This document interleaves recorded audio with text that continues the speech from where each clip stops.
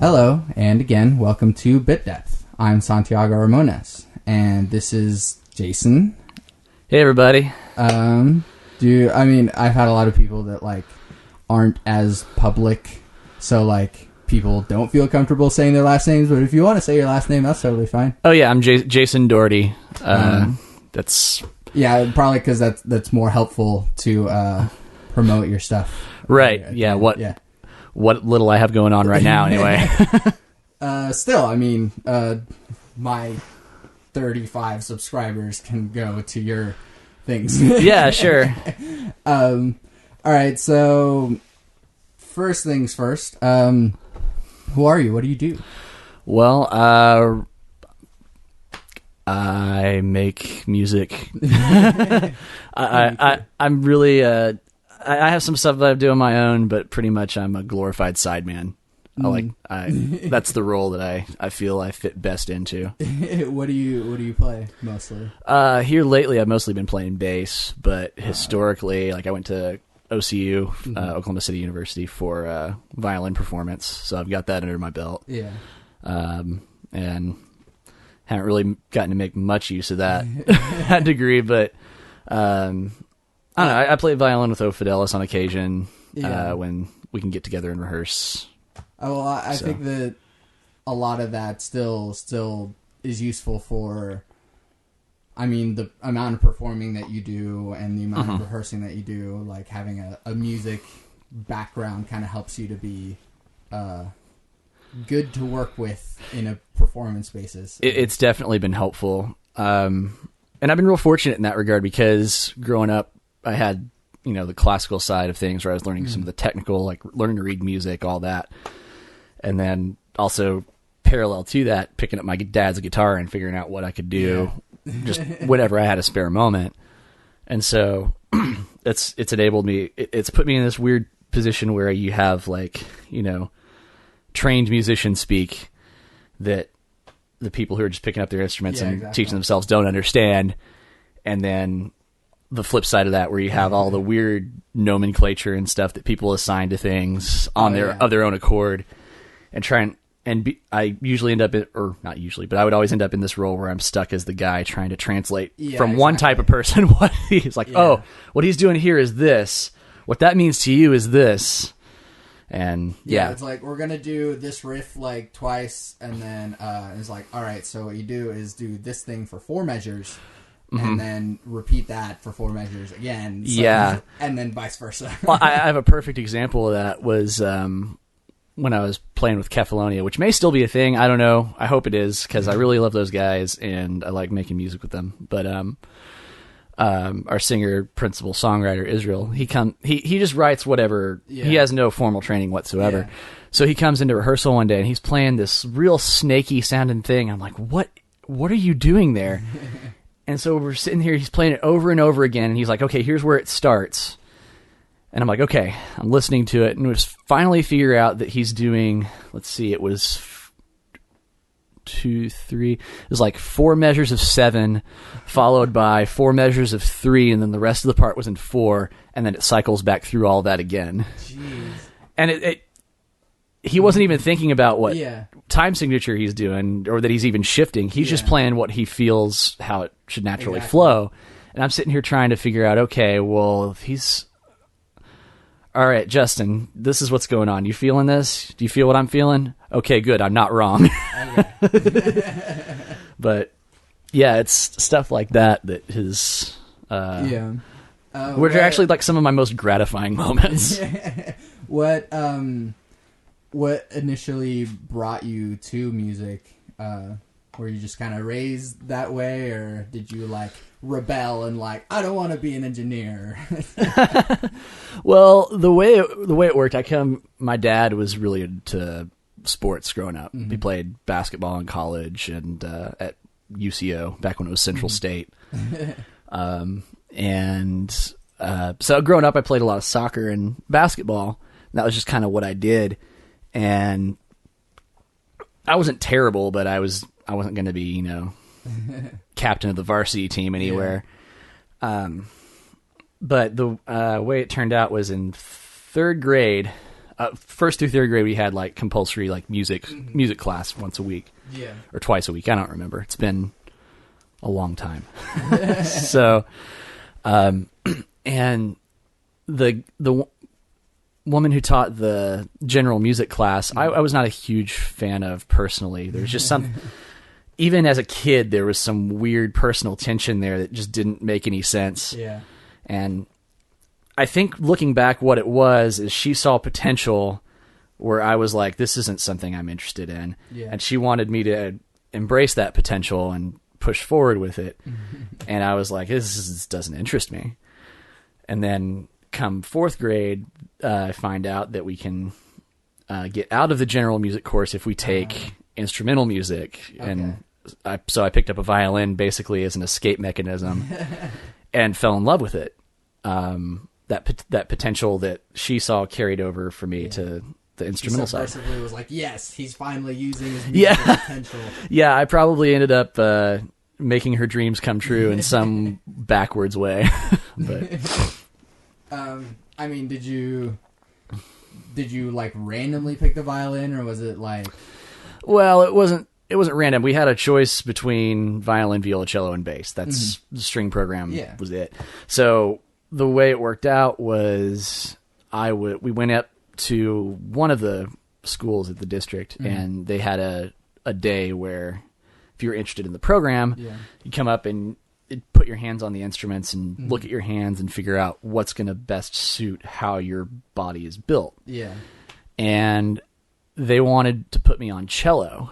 Yeah. Which, looking back now, I feel like I probably made a mistake. But, you don't know that when you're a kid. Yeah. My thought was, this thing, I don't want to take this on the bus. Oh, yeah. So, jeez. Yeah. So, violin, it was kind of default. I was like, I don't know what a viola is. I don't know what role that plays, but I know I'm not going to get a lot of lead parts playing cello. Or so I thought. I didn't know. I mean, I was raised on Led Zeppelin and Hendrix and the Beatles, and here I am trying to figure out how to play Bach. So, were you right out of the gate, just trying to play like Led Zeppelin on your violin, or were you just kind of rolling with whatever school said? Oh, I was just annoying right out the gate. I was like, I wasn't putting rosin on my bow or anything. I was just like picking it up, making noise with it. Those first 2 weeks before classes actually started were trying for my parents, I guarantee it. Oh, I'm sure. Is there because I feel like I had this too with trombone, and I feel like everybody has this, that like there's a point that you realize that the music that like musicians make is also the same music that you can make. And I feel like I had that realization at some point, like very late. It's like, oh, I can play what they're playing. It's not like just some magical witchcraft that like they just make music that I just don't have access to. Yeah. At what point did you have that realization? I don't think I've really had an aha moment. I think what it was for me was my dad growing up. Like I said, I always pick up his acoustic guitar and try to figure out how to do things. He and a friend of his and mine as well, they were like a songwriting team. That is like kind of their side thing. In fact, I'm actually recording an album for them right now. That's awesome. In this lovely trashed out living room that we sit in today. It's comfy. Yeah, exactly. So I remember like listening to tapes that they would dub, because they had just like a little 4-track tape recorder they would do everything on, and they'd bounce things down from 3 tracks to 1, from just keep bouncing and bouncing until they had a full song. And there was a tape of what I didn't know at the time were cover songs that Miles, my dad's friend, had made. And that was the first time I actually heard the song "Wish You Were Here" by Pink Floyd. So I'm sitting here listening to this song. I was like, oh, wow, this is a really good song. I really like this. And then I want to say a few weeks later, I heard Pink Floyd on the radio. I was like, oh, wow, somebody did that song that Miles wrote. And I'm like, and my dad's like, actually, it's the other way around. I was like, what? Yeah. And so I think that was, I guess that might have been the aha moment. It's like, oh, people I know are doing this, and it's not it's not some big mystery. It's math. Yeah. So then, when did you start playing guitar and bass and stuff alongside with your classical background, and then just kind of just learning chords and stuff? Sorry, the dogs are making noise. It wasn't too long after, because I picked up the violin in 4th grade, and I really got serious about trying to play the guitar when I got to middle school. So like 6th, 7th grade is when I really started digging into that. And like my first band that I put together was just me and a couple of buddies playing Bad Blink-182 covers. Oh yeah. The summer before high school started. So I had a leg up on those guys. Yeah. But that was really where that element of it, the more creative instead of the rote type stuff came in. So then, like what role did that play for you in high school, especially because I feel like it becomes sort of your identity, especially in high school, that just like I'm the music kid over here, or like the jocks are over there, and like the theater kids are over here. So like, what was that for you? It was a weird, eclectic mix of a lot of different things. Because the school district, going from like middle school to high school, there weren't a whole lot of new faces. I mean, there were, but it was.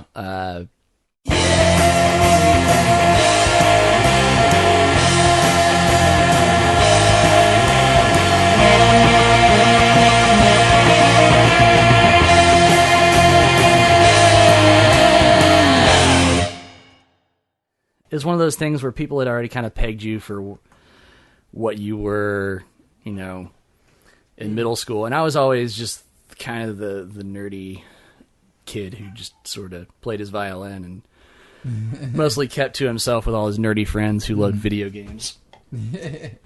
So going through middle school, it was kind of weird, because the orchestra and the band, it's much more present in people's minds. Yeah. Like you have that thrust in people's faces a little bit more.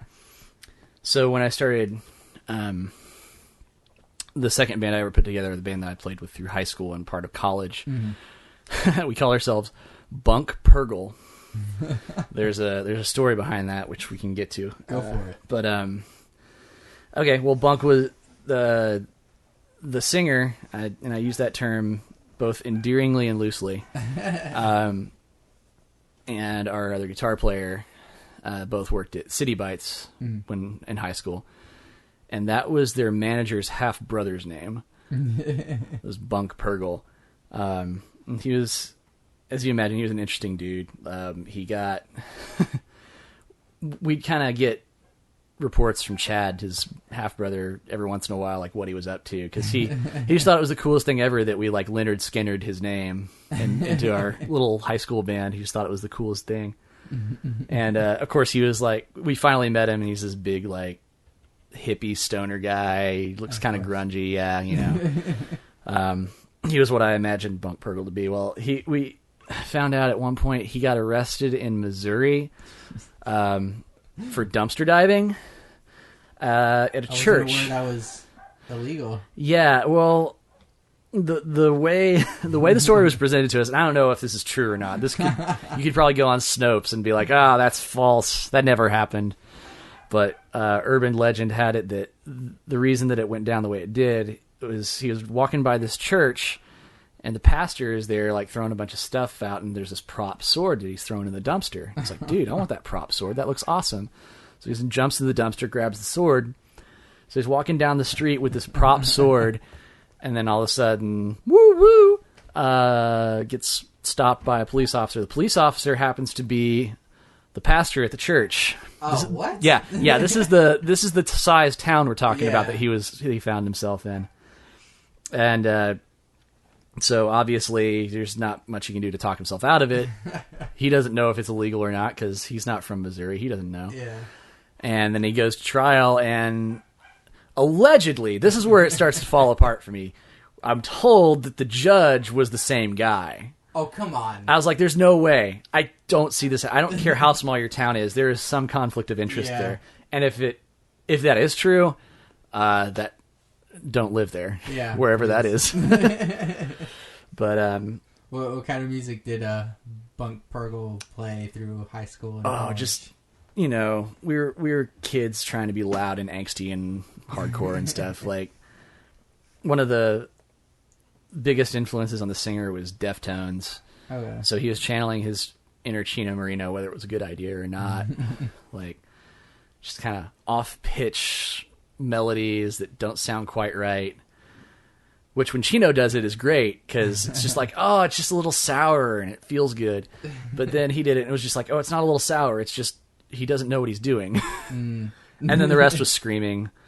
So just really loud, like, I don't know how to describe it. Bad, loud garage core. Yeah, I mean, that's how you get it out of your system, man. Yeah. It's like, I don't know what we were raging at, but well, I know what one of us was raging at, but that's a conversation for another day, because it's not my place to tell. So then, did you see any other options whenever you got out of high school and went into violin performance, or you're just like, no, this is definitely what I want to do? Well, I spent one semester trying to be sensible and learning accounting. And when I figured out that accounting was the subtle art of making illegal things seem ethical or unethical things legal, then I got out of accounting completely. At least that was my freshman year take on what accounting was. Yeah. And there'll probably be one of your accountant listeners who's going to be like, yeah, it's wrong. That's not what we do. I mean, maybe I took a business class recently, and that is kind of what it was. It's like, you can write off most things if you're self-employed, if you, like... Oh, yeah. If they don't audit you, then you're probably good. Yeah. Well, that's the most important thing I learned from my buddy who does taxes for one of the oil companies here, is like, hey, if you use it for your business, you write it off on your taxes. Yeah. So these microphones that we're using, I wrote those off on my taxes one year. So there you go. So then straight from accounting into violin? Yeah, it was right back, like, immediately. I took one semester and was like, this is not going to work. Yeah. And then got my stuff together and went over to OCU and did music, which is, yeah, that was really the only real path that I saw. Yeah. It started out with education, and then I had a similar kind of experience where I was in a class and realized, oh, I'm in Oklahoma. There's no future for me as a teacher. And this was 10. And we're seeing the results of that now. Yeah, exactly. It's like 13 years ago, I'm making these decisions based on the same fundamentals that are at play to this day. It's insane. So, I mean, did you enjoy it? Do you regret it or anything? Oh, no. I adored playing violin in a classical setting. There's something about that very regimented, what would you call it? Discipline. Yeah. It's very disciplined, and it forces you to learn how to work efficiently. And it afforded me a lot of opportunities I wouldn't have otherwise had. Just being able to play some of these works. Like the last piece I ever played in college was Mahler's Third Symphony, which is one of my favorite pieces of music of all time. Yeah. Period.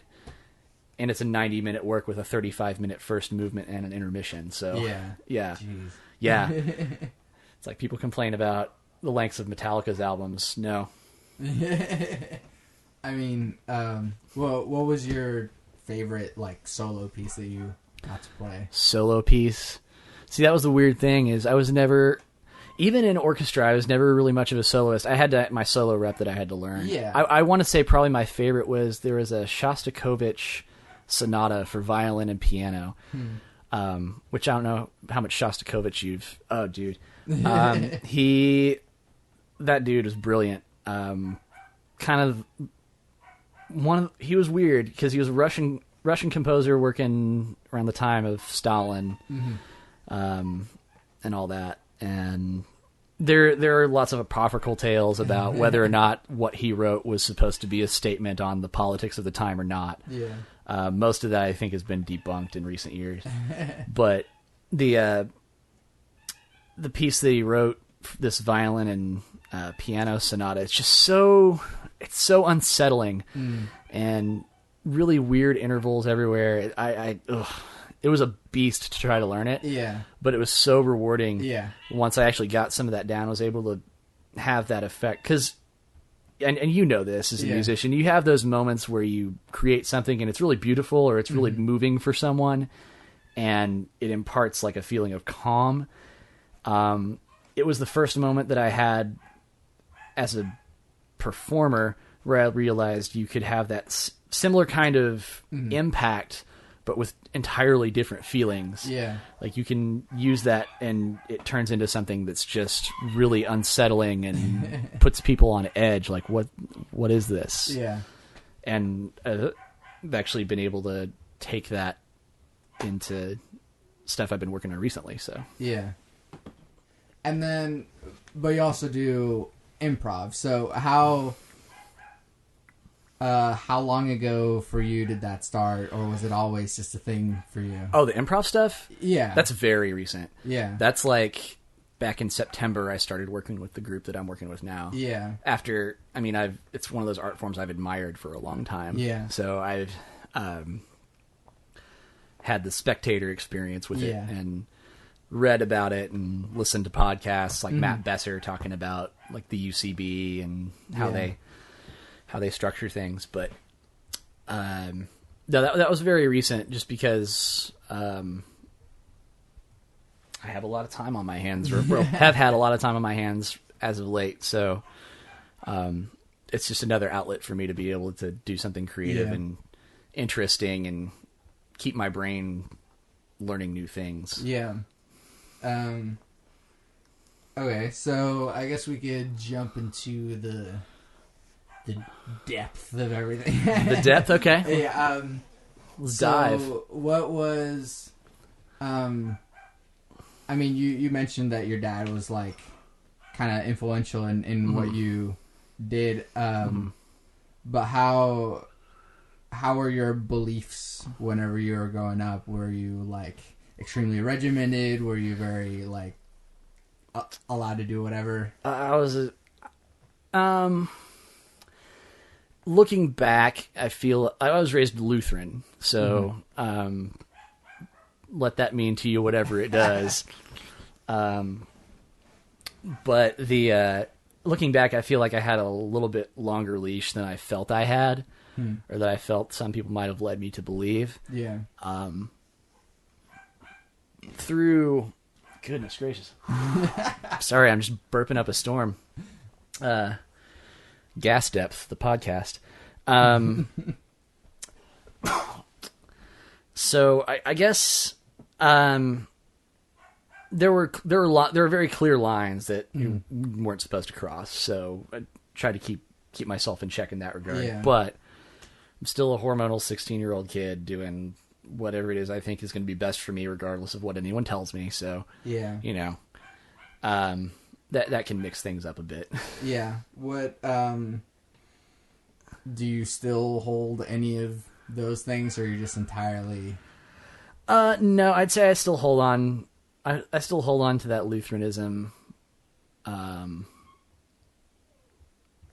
Not as much in practice anymore, just because the institutional problems with organized churches and stuff, and I find myself reluctant to bring myself into a body of believers. Yeah. Or fellow, I should say fellow believers. That's not a that's not a slight on anyone, but just watching the way people tend to group mind things. Yeah. Which it goes back to improv again, but that's fine. the way that group minds can kind of just emerge and sort of become these echo chambers and self-fulfilling prophecies and just endless cycles of the same thoughts being bandied about between people. I feel like the way that denominations force people into those little holes does more for the denomination itself than it does for the body of believers as a whole. Yeah. And it's cause for all sorts of infighting and disagreements over things that, in the grand scheme of things, don't actually matter. Points of people's quote-unquote sincerely held religious beliefs that it doesn't affect your salvation or your standing in God's eyes, mostly with regard to, making wide-reaching presumptions about how people live their lives and presuming to know how people's brains work. Yeah. What do you... I mean... That's a really long, rambling non-answer, you're but... good. I mean, what do you still hold?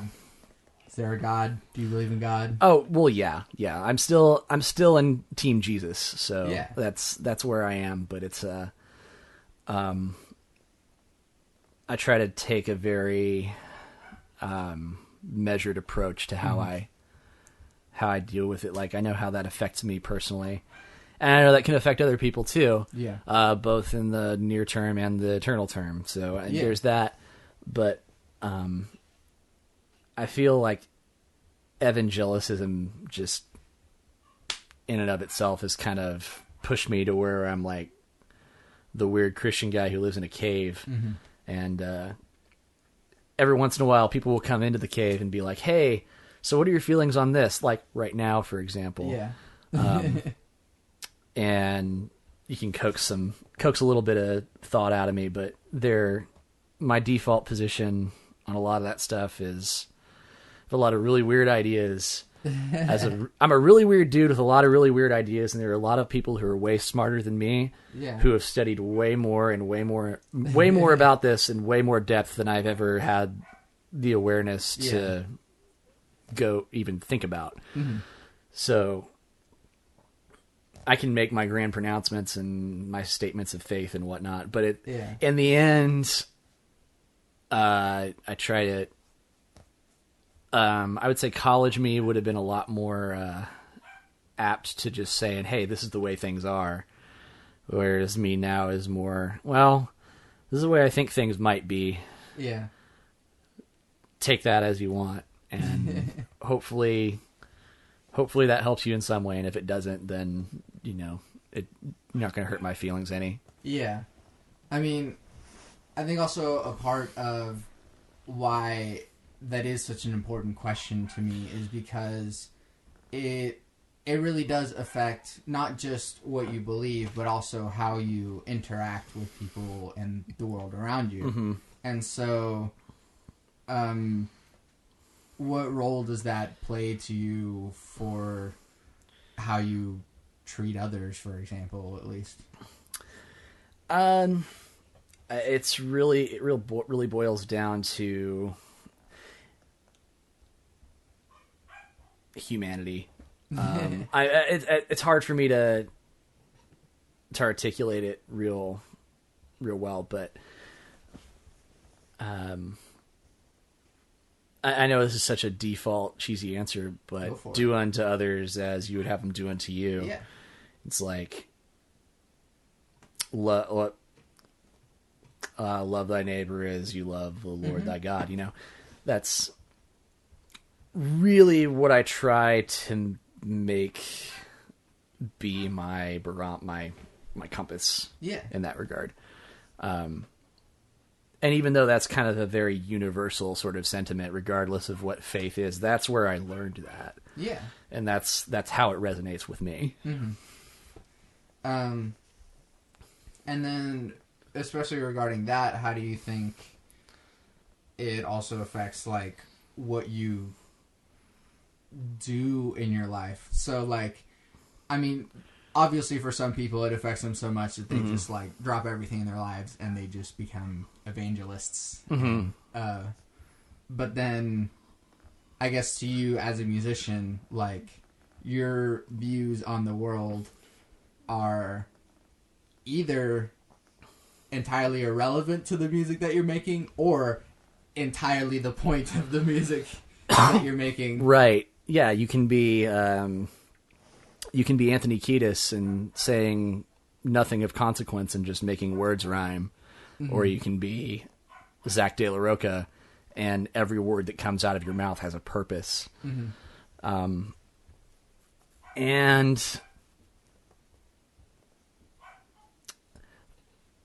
I don't know where you want to go with the question here, but I guess the way I think about it is, there's no one right way to make music or write a song.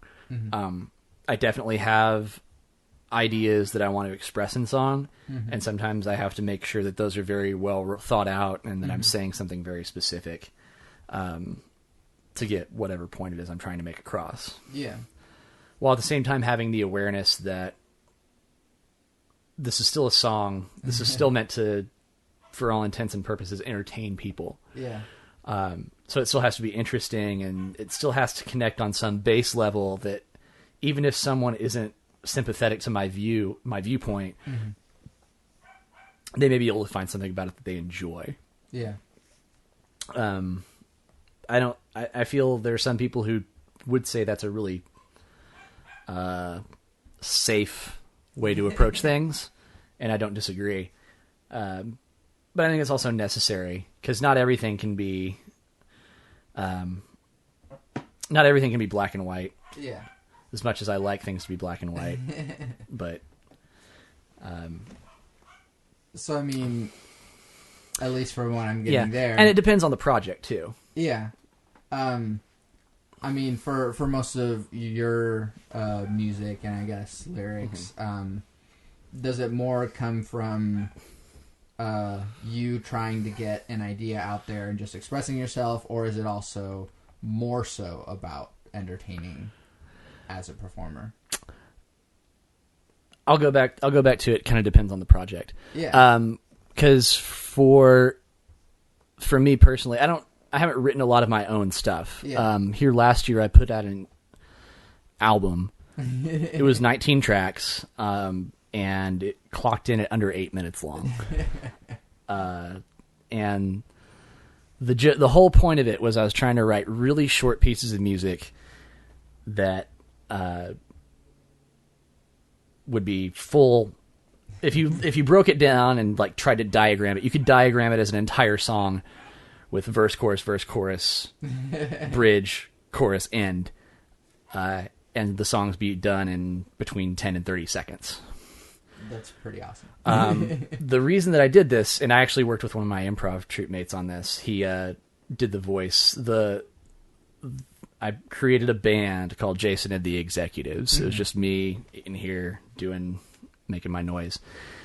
And it was a concept that I had been hired on to write music for this record label called Micro Music International.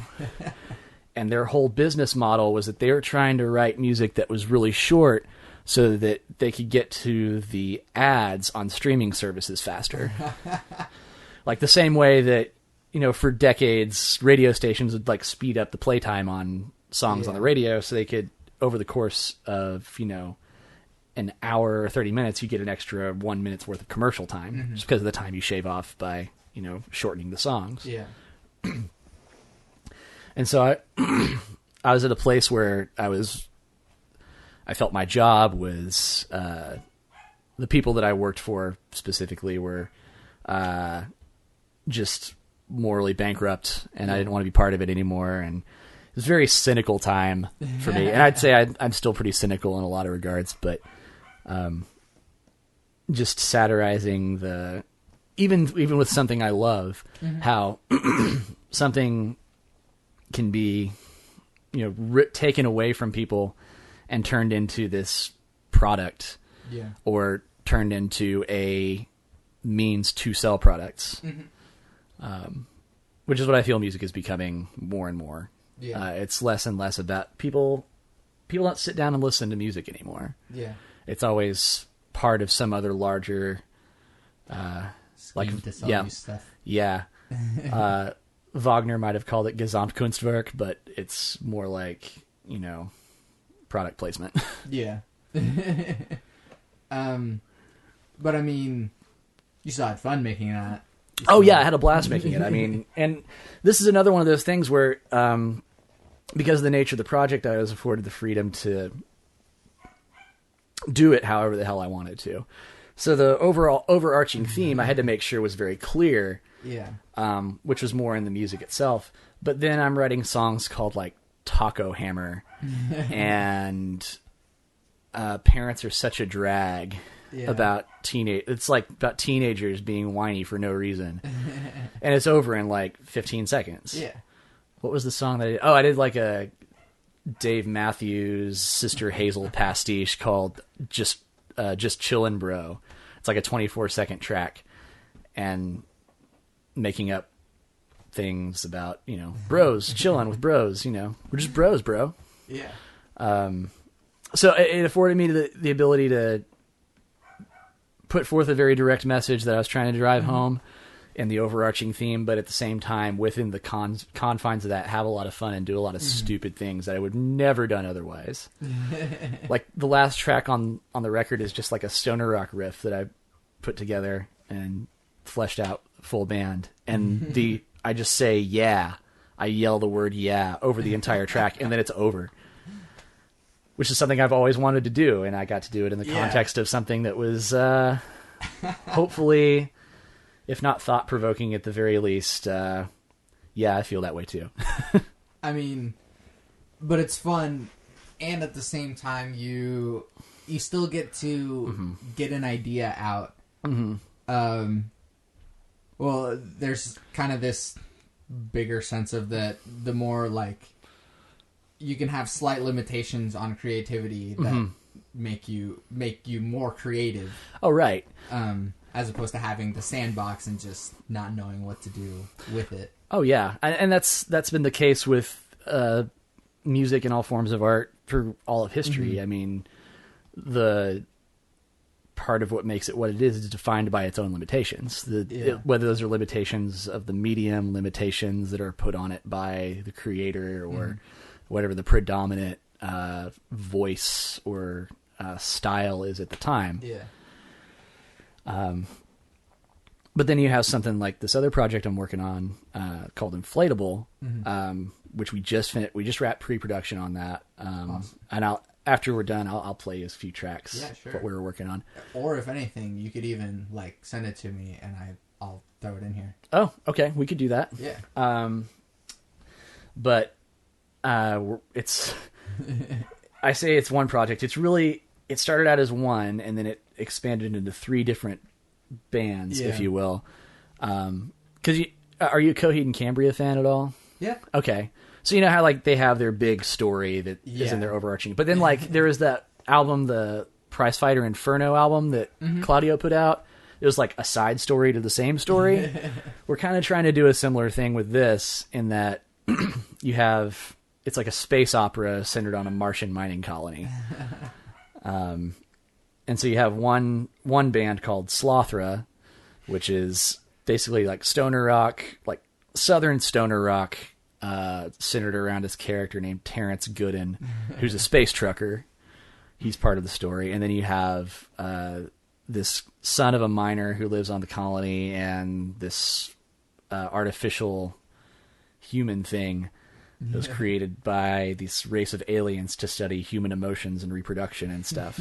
Just gets really bizarre. Yeah. So we have to be with something like that, you have to be very, very regimented, very disciplined, and make sure that whatever you're doing, you're telling the story in the economically and making it work. So depending on whose story we're following, it's a different band. But the inflatable stuff is the stuff I'm most excited about, because it's really more of the main focus on those characters. what role does because even though you're still very music is your life and everything, but being funny is very important to you, it seems. Well, I would say it's more of a. It's important. How are you reading that exactly? I want to get where. Just because, a lot of your bigger things, and at least because you've brought them up, is that you've brought up more of these fun ideas that convey the message, but also in a very entertaining way. Right. And I mean also just because, as well as I know you, at least you're very silly and fun. So it feels like that's important to you to have it be funny rather than kind of down in the dumps or whatever, or... Well, I guess, yeah, that's been kind of the theme of a lot of the stuff I've been talking about. And I guess that part of that is, I wouldn't say funny is important. I would say funny is kind of a conditioned response. Because when you're growing up and you're not the most popular kid in school, everybody finds their ways of their outlets, and self-deprecating humor was my out for a lot of that. So I feel like that creeps its way in to everything I do because it was how I had to live for so long. Sure. Not saying it's a bad thing or anything, but I don't think it is. What's that? I don't think it is a bad thing. Yeah, and that also touches on it's important that if you're making something creative that you enjoy doing it. Yeah. And it's a lot easier to have fun with something if you're joking around. Sure. But then, just at rehearsal last night, we were pulling out a song that we wrote on our first record that we haven't played in. This is my band Eyes Made Ready, my main gig in quotes. A song called Blood Runs Blue, which is a song about domestic abuse. Sure. So, the good with the bad, Yeah. You can have your songs about serious issues, but not everybody's going to always want to hear that. Yeah. But then, there's some people who think that guys like Weird Al are hacks and they have no business doing what they're doing, when in reality, that dude's one of the most brilliant minds in music. Oh, no, music or comedy. He's a great dude. Oh, yeah. I love that guy. I was one of those people who wrote him off for a little while because, hipster Jason in college. Oh, I don't think that's really artistically relevant. No, the dude's brilliant. Yeah. Give him his due. I mean, not to say that, certain things have to be more or less important to you, but, what do you really, enjoy the most? Do you enjoy having more just a fun time making silly songs, or do you really it bears more on you to sort of yeah, man, I really have to write this song about something important because it's important to me and everyone else? I go through phases, honestly. Right now I've been trying to think about a lot of more serious things, and I don't know if it's going to translate into songs necessarily. I'd like for it to, because I'd like to kind of put my nose to the grindstone and really churn out a serious project that talks about some of the things that have been important to me recently and historically. But we'll see. I have to be real cautious about when I write music about stuff that matters. Finger quotes again, because it's very easy to be precious about that stuff. Sure. And it's very easy to be condescending about that stuff. It's at least for me, especially when I get in my head an idea that it's oh, well, this isn't opinion. This is fact. This is logic. This is A plus B equals C. Yeah. And so I a lot of times if it's something that I feel that strongly about, I kind of have to shy away from it because then it comes off as being preachy or uninteresting or very, very incredibly polarizing. Mm-hmm. So yeah, I always have an audience in mind when I'm thinking of something like that. So it's a matter of trying to make sure that I'm not alienating anyone unduly, you know. Yeah. Not necessarily by virtue of the idea, but by virtue of the way I present the idea. Sure. I mean, what is some of the stuff that you've been like, man, I really need to put this in a song, but like I can't be preachy? What was I working on the other day?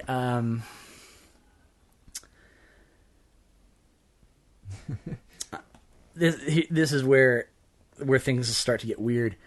I've got this idea that I want to try to write a song around, and this is I touched on this before. Not everything has to be black and white. Sure. But I've been so just run down by the way things are going in America and the world. Sure. I'm like, man, maybe humanity was a mistake. Maybe we just need to like do everything in our power to make this planet uninhabitable for mankind so we die out and can give evolution a chance to bring someone else to the top of the food chain and start over. Which is a real defeatist way of thinking. Because the way I was thinking about it the other day was like, man, well, if all we're going to do is make the same mistakes over and over and over and over again, that's the definition of insanity. Humanity is insane. Mm-hmm. So we can either really drive forward and try to make things better, which I don't see happening personally. Sure. I see the interests that are entrenched just staying where they are. And everything else just falling by the wayside. So it's like if we can make those people's lives hell in our last dying breath, it'll all be worth it. So I think I sat down and started writing down my thoughts on that a couple weeks ago. And I don't know if it's an idea that I'm going to bring to full fruition. I may explore it as a thought experiment more than anything. Sure. But songs can be thought experiments too. Exactly. That's what I love about guys like Sean Bonnet from AJJ, formerly Andrew Jackson Jihad. The dude will just write these songs of these bizarre, improbable, and sometimes violent and disturbing scenarios. Yeah. But at the same time, he's inserting some element of humanness there where you can uncomfortably relate to it in a way that, you know, maybe you don't sympathize with the protagonist in the song, but you're like, oh, well, I see a piece of myself there, and that's really uncomfortable. Yeah. So I feel like if I could approach it in a way like that, and somebody who so masterfully does that already, it could be fun. But yeah, that's the most serious idea I've been juggling lately. To break it very broad, though, because this is something that comes up a lot on my podcast. Yeah. That just in general, like what and where do you see the world going, and you know, what can we do about it, or just what do you believe about it? And you know, a lot of people I've talked to have very differently polarizing views, and I have mine, and I just want to know yours. I don't want to be like the doomsday preacher or anything like that, but looking at history and studying the types of movements that have arisen and caused problems like fascism and protectionist, xenophobic ideals and things like that. People like to, make comparisons to World War II and Nazi Germany and all that. It's not World War II and Nazi Germany, because one, we're not that bad off yet. We haven't. Our economy is still. It's not great, but it's. There's not. Well, there's still starvation and hunger and poverty, but it's not as widespread as it was then. It's hard to say. I would think. Part of me thinks that within 5 to 10 years we're going to see another huge global war, just over something stupid. Yeah, it's going to be something stupid. But 25 to 50 years, we're going to see water wars. We're going to see wars over water. Sure. So that's going to be fun. Realistically, I don't know if I could think about the details of what those ramifications would be, but maybe reverse Dust Bowl. Yeah. Maybe all the Californians will be moving back to Oklahoma. But it's going to be one of those things we're going to need a hard reset. Things are going to get a whole lot worse before they get better. Sure. The types of things that, what we're doing right now. Yeah. We may not be doing that in 15 years.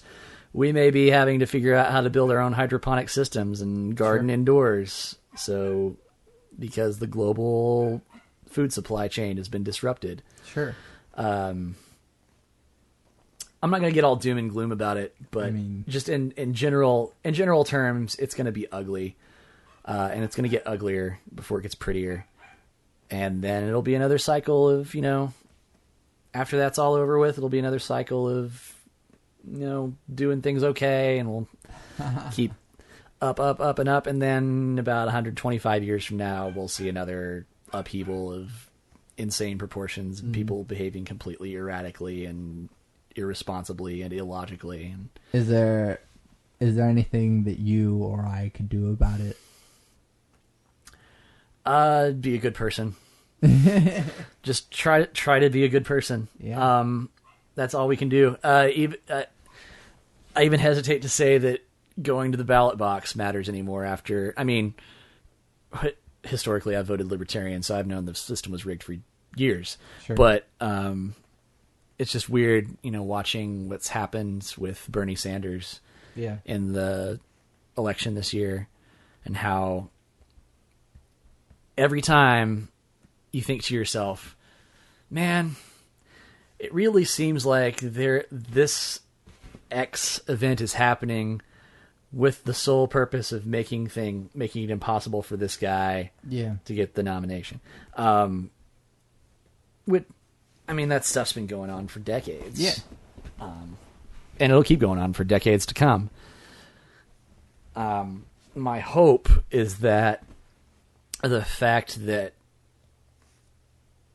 that's been exposed on such a wide scale, as popular as Sanders was, that people will start seeing, oh, well, this is the problem. Yeah. The people telling us that they are the solution are part of the problem inherently. It's the way all that stuff is tied together is just so mind-numbingly disgusting. And like I said, a lot of people who have been paying attention to the dirty games that politicians play and where been following the money for years already knew all this was going to happen. Sure. But the fact that it's happening on the world stage and right in front of your face. Yeah. There's you don't have to research it. It's happening in front of you every single day. So if I know people the way I think I know people, my hope is that it'll, inspire more people to come up and fight against these sort of institutional problems that are plaguing our political system. But I know most people are really mostly concerned with quote unquote team sports. It's like, is my team going to win this year? Mm-hmm. So whether that translates into true impassioned action and awareness and working to put the right people in the right places to make the right things happen, we'll see. But I get the feeling that it's just going to boil down to, okay, who's going to win at the Olympics this year? So. Yeah. And again, like, is there a way to turn it around? Do you see a way for us out of that? I don't. Yeah. I don't see a way. It's it's nice to have the thought in the back of your mind that if we vote and we look for the right people, that'll turn things around. But I feel like the interests are so entrenched, and they already have their hands on all the levers. I mean, we've seen all the stuff come out now about like voting machines that automatically change people's votes from one thing to another. Yeah. It's like it's already too far along to stop at this point. It's one of those things where a lot of people are going to die. Sure. To turn things around. I don't know that we'll see like full on like armed like full scale revolution, but we may have like more Ruby Ridge Wounded Knee moments. I know you can't really equate those two things, but they're well, I'd say we would probably see a few more Waco moments. We'll put it that way. So then, I guess again, like, what can we do about it? Like you or me? What are you doing? I mean, for the 35 people who listen to your podcast, I mean, we can talk about it and say, well, we can acknowledge that the problem exists for one, and that's a start. Yeah, it's like that's where you have to start, and then talking about it in a public forum that helps to some extent. Mm-hmm. Getting people to take you seriously, that's another.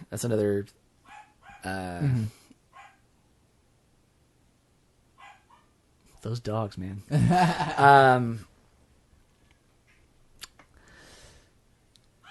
If there were one thing that we could do, and this is something I'd like to try to get myself driven more toward, it would just be self-sustaining practices, unplugging from power grids, from global food supplies, from anything that you depend on a corporation or a government to provide to you, is something that you have to take control of yourself. That's the only way I see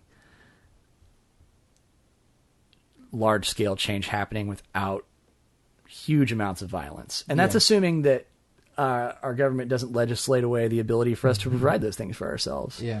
You talk about, even just here in Oklahoma, differences between some place like Norman and Oklahoma City. In Oklahoma City, it is illegal to harvest rainwater.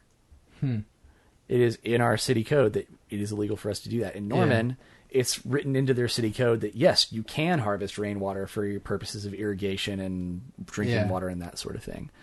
So already you have, and let's not even get started on the whole Monsanto thing with them trying to can't even save seeds. Yeah, where you can't even copyright. You're trying to get copyrights on genetic expressions. It's like, come on, guys. What are you trying to do here?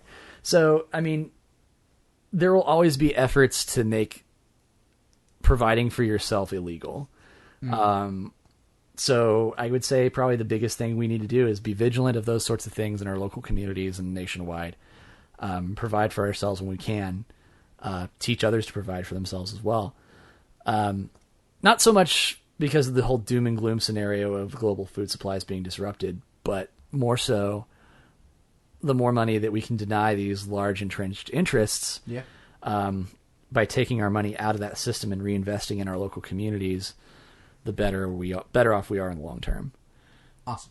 That's if there is one viable solution, that's what it would be, and it takes a lot of hard work. That's part of the reason why I live where I live, is because I have that huge yard back there that I could go plant some fruit-bearing trees. I looked into planting pear trees back there a few years ago. I didn't do it because I didn't have the time or the money to invest in, prepping the soil and everything. But it's something that has been on my mind. And also, when you're doing those sorts of things, not giving people money to do things you can do for yourself, you have more money to do other things. Yeah. Like buy music equipment and make records. Yeah. Awesome. We'll probably continue going on that for a bit, but since we're reaching that point, hi, what are your things that you want people to listen to? Things that I want people to listen to? Yeah. Your stuff. Oh, my stuff? Yeah. Oh, okay. It's plug time? Yeah. Well, obviously, Jason and the Executives, that's up on Bandcamp, it's on Spotify. It's not a long commitment. Like I said, it clocks in at under 8 minutes. It runs the gamut from everything from folk to stoner rock to acoustic bro jams to strange experimental. There's one song on there that's a 2.5 minute drone piece that I did. Which actually got pretty good reactions from a lot of people I know, so I was pleased with that. So yeah, if nothing else, there's an interesting ambient piece on there for you to listen to. Yeah. Also, it's shorter than watching a YouTuber do a Let's Play. That's true. And I've wasted decades of my life. Not decades. I've wasted a lot of time watching Let's Plays. So you could hold off on one Let's Play and listen to this album. Yeah, Game Grumps, I love you guys, but, Pokemon Fire Red episode 62 is still going to be there tomorrow. But yeah, check that out. Oh yeah, and speaking of Let's Plays, I've got it up on YouTube as well, just as audio, so it's there. Eyes Made Ready. We've got our one record that we've finished up on Bandcamp. You can go check that out at Bandcamp. It's streaming. I think we've got it for sale. I don't know. Yeah. I'm really bad at managing my my projects. But those things, and then if you're I don't know when this is going to come out, but my improv group, a few weeks, I think. A few weeks, yeah. Okay, my improv group, Take One Productions, or Take One Improv. You can check us out on Facebook, Twitter, Instagram, all that stuff. We have right now, as of this taping, we've got a weekly show at District House on Thursday nights at 7:30 with a long-form troupe called Hubbub. They're really funny, so after we finish recording this, I'm going to be going to do that. Yeah. But I also heard rumors that for District House Thursday nights, they're going to be doing residencies for different things. I don't know. I don't think I'm supposed to talk about that, but the District House weekly show format is going to be changing at some point in the future, but I don't know when. Okay. So, is that all you got? You got, your wife's. Oh yeah, let's plug Starglaze Delights. It's another thing that I'm involved in. Is my wife makes little geek chic charms and jewelry and stuff that we sell at anime conventions and on her Etsy page. They look better than most of the stuff in the Artist Alley, I think. Oh, it's super good quality, I think. That's a hell of an endorsement. I'll take issue with you on that because I know I have other friends of mine in Artist Alley who make things that I couldn't even dream of us producing. But That means a lot. I appreciate that. And I know Katie will appreciate that too. But yeah, Star Glazed Delights on Etsy. It's where we peddle our nerdy anime centric wares. So yeah. All right. And yeah, thanks for listening. I always end each podcast with my 3 things that kind of make up my religion, I guess. So it's love never fails. It's going to be okay. I might be wrong.